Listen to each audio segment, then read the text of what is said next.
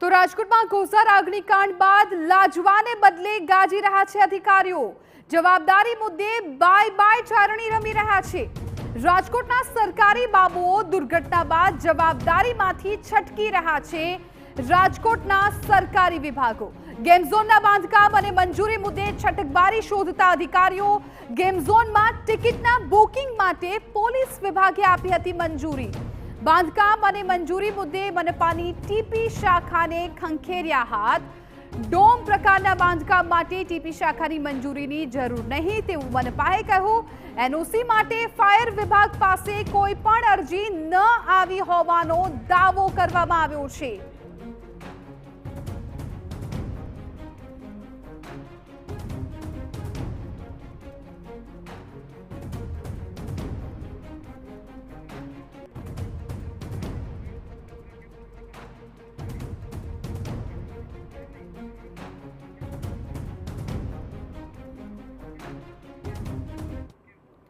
तो हमारा संवाददाता मोहित भट्ट आ मामले વધુ જાણકારી આપી રહ્યા છે। અમારી સાથે જોડાઈ ગયા છે।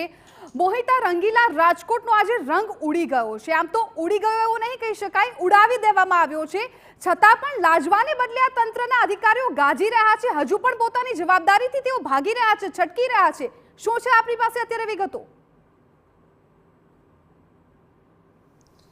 જિજ્ઞાસા, રાજકોટ મહાનગરપાલિકાનું તંત્ર હોય, રાજકોટ પોલીસનું તંત્ર હોય, રાજકોટની જિલ્લા કલેક્ટર વહીવટી વિભાગનું તંત્ર હોય કે પછી ખુદ સરકાર હોય, આ તમામ લોકો છે તે રાજકોટમાં જે ટીઆરપી ગેમ ઝોનમાં જે દુર્ઘટના બની તેમાં પોતાની જવાબદારીમાંથી હાથ ખંખેરી રહેતા હોય તે પ્રકારના દ્રશ્યો છે, તે પ્રકારની સ્થિતિ છે તે અહીં જોવા મળી રહી છે। દરેક અધિકારી છે તે પોતાની કોઈ પણ પ્રકારની જવાબદારી નથી, પોતે આ અંગે કંઈ પણ જાણતા નથી તેવું કહી અને આ દુર્ઘટના પરથી પોતાના હાથ છે તે ખંખેરી રહ્યા છે। આપને હું તબક્કાવાર આખા કિસ્સાઓ છે તે સમજાવવાનો એક પ્રયત્ન કરીશ, ટીવી 9ના દર્શકોને પણ એ સમજાવવાનો પ્રયત્ન કરીશ।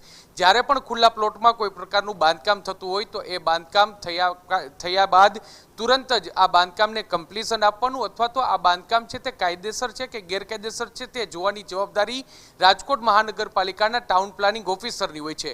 પરંતુ ટાઉન પ્લાનિંગ ઓફિસર છે ત્યારે તેઓ ગૃહ રાજ્ય મંત્રીને મળ્યા, સીટના સભ્યોને મળ્યા, ત્યારે તેમના દ્વારા સ્પષ્ટપણે કહી દેવામાં આવ્યું કે જો બાંધકામ પાક્કું હોય તો જોવાની જવાબદારી તેની છે, પરંતુ આ તો ટેમ્પરરી બાંધકામ હતું અને એક ડોમ ઊભો કરવામાં આવ્યો હતો। ભલે ટેમ્પરરી બાંધકામ છેલ્લા 2 થી 4 વર્ષથી ઊભું હોય, પરંતુ રાજકોટ મહાનગરપાલિકાના ચોપડે આ બાંધકામ છે તે ટેમ્પરરી બાંધકામ હતું। એટલે કાયદાની છટકબારી શોધી અને જે ટાઉન પ્લાનિંગ ઓફિસર છે તેમને પોતાની જવાબદારીમાં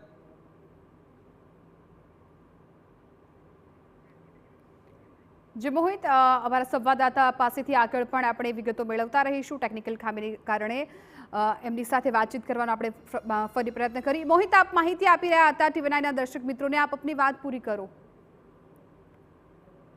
મોહિત, એટલે હું એમ કહેતો હતો કે હવે વાત આવી જે પોલીસ વિભાગની, પોલીસ કમિશનર રાજુ ભાર્ગવ છે તેમના દ્વારા ખુલ્લી રીતે કહેવામાં આવ્યું, સત્તાવાર રીતે કહેવામાં આવ્યું કે હા, ટિકિટને લઈને તેમના દ્વારા જે ટીઆરપી ગેમ ઝોન છે તેમને મંજૂરી છે તે આપવામાં આવી હતી, એક પ્રકારનું લાયસન્સ ઇસ્યુ કરવામાં આવ્યું હતું। જોકે જ્યારે તેમને પૂછવામાં આવ્યું કે ફાયર સેફટીનું સર્ટિફિકેટ ફાયર વિભાગનું એનઓસી તમે લીધું હતું, તો તેમને બચાવ કર્યો કે ફાયર વિભાગના એનઓસીને લઈને ફાયરના ઇક્વિપમેન્ટની ખરીદી કરી છે તે પ્રકારનો લેટર તેમને જોડ્યો હતો અને એનઓસી માટેની કામગીરી છે તે ચાલુ હતી, તે માટેની વાત છે તે કરવામાં આવી હતી। પરંતુ આ વાતને આજે તેમને મંજૂરી આપી તે વાતને પણ 5 મહિના જેટલો સમય થઈ ગયો। શું 5 મહિનામાં પોલીસ વિભાગના કોઈ અધિકારી છે તેમને એ વાતની તસ્દી ન લીધી કે એ ટીઆરપી ગેમ ઝોનના સંચાલક પાસેથી ફાયરનું એનઓસી મળ્યું છે કે નહીં તે અંગેનો પુરાવો છે તેમને રજૂ કરવા માટેની જવાબદારીપૂર્વક તેમને કહેવામાં આવે? હવે વાત રહી ફાયર વિભાગની। ફાયર વિભાગની તો મોટી બેદરકારી છે તે સામે આવી છે।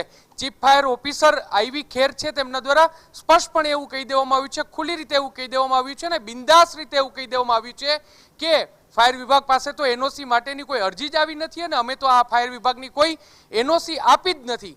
એટલે શું તમારી જવાબદારી પૂરી થઈ જાય છે? આ એક મોટો સવાલ છે। એક પ્રકારે તમામ વિભાગ છે તે પોતાની જવાબદારીમાંથી એકબીજાની ઉપર ખો આપી રહ્યા હોય, એકબીજા ઉપર ઢોળી રહ્યા હોય તેવું અત્યારે સ્પષ્ટપણે લાગી રહ્યું છે. જો કે સવાલ એ વાત તો થઈ રહ્યો છે, કેટલાક દ્રશ્યો એવા પણ સામે આવ્યા છે કે તત્કાલીન રાજકોટના ફરજ બજાવી ચૂકેલા આઈએએસ અને આઈપીએસ અધિકારીઓએ તો ત્યાં આ જે સ્પોર્ટ્સ કાર છે, આ જે ગેમ ઝોન છે તેની મજા પણ માણી હતી અને તેના ફોટોગ્રાફ્સ આ જે ટીઆરપી ગેમ ઝોનના સોશિયલ મીડિયા પ્લેટફોર્મમાં પણ ઉપલબ્ધ છે.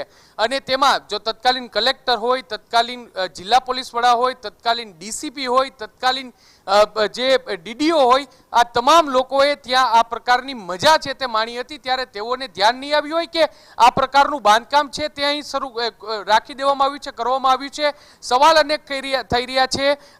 જે સીટની રચના છે તે કરવામાં આવી છે અને સીટ આ તમામ મુદ્દે તમામ પુરાવાઓ છે તે એકત્ર કર્યું છે. પરંતુ જિજ્ઞાસાઓ આપને જણાવી દઉં કે જરૂરથી અધિકારીઓ છે તે પોતાની છટકબારી શોધતા હોય છે અને આ છટકબારીના આધારે તેઓ છટકવાનો પ્રયત્ન કરશે. પરંતુ સરકારે ગંભીરતાપૂર્વક જે પણ વ્યક્તિઓની જવાબદારી છે છેલ્લા કેટલાક સમયથી એટલે કે 1.5-2 વર્ષથી આ જે માછડો ઊભો કરવામાં આવ્યો હતો તેમાં જે લોકોની જવાબદારી હોય, જે વિભાગને સંલગ્ન હોય તે તમામ અધિકારીઓ પર કાર્યવાહી કરવી ખૂબ જ જરૂરી છે. અને તો જ ખરા અર્થમાં જે લોકોએ મોતને ભેટ્યા છે, 28 લોકો જે મોતને ભેટ્યા છે તેને સાચી શ્રદ્ધાંજલિ ગણાશે. જી બિલકુલ મોહિત, આભાર સગુન માહિતી બદલ. આગળ પણ આપણી પાસેથી અપડેટ્સ મેળવતા રહીશું, પરંતુ હાલ તો આ સૌથી ગંભીર અને શરમજનક બાબત કહી શકાય, કેમ કે આ તમામ અધિકારીઓ કે જે પોતાની જવાબદારીમાંથી ભાગી રહ્યા છે એમને શરમ અનુભવવી જોઈએ. જે કાર્યવાહી થાય છે એ કાર્યવાહીમાં આગળ વધવું જોઈએ, પરંતુ તેઓ કોઈ પણ જવાબ આપવાથી છટકી રહ્યા છે.